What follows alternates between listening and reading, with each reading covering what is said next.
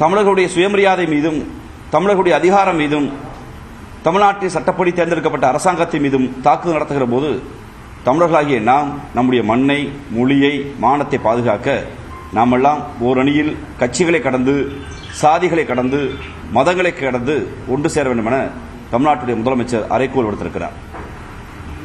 கடந்த காலங்களில் இந்தி நம் மீது திணிக்கப்பட்ட போது இந்தியாவில் இருக்கிற எல்லா மாநிலங்களும் மௌனம் காத்தது. தமிழர்கள் தந்தை பெரியாருடைய பெரும் கோரிக்கையை ஏற்று சாதிகளை கடந்து, மதங்களை கடந்து, ஏன் கட்சிகளை கடந்து ஒன்றாகி இந்திக்கு தமிழ்நாட்டில் ஆதிக்கமாம், நீங்கள் எல்லோரும் வாருங்கள் நாட்டினரே என்று இந்தி என்கிற திணிப்பை, ஆதிக்கத்தை எதிர்த்ததால் அன்னை தமிழ் இன்று வாழ்கிறது, அன்னை தமிழ் மீண்டிருக்கிறது.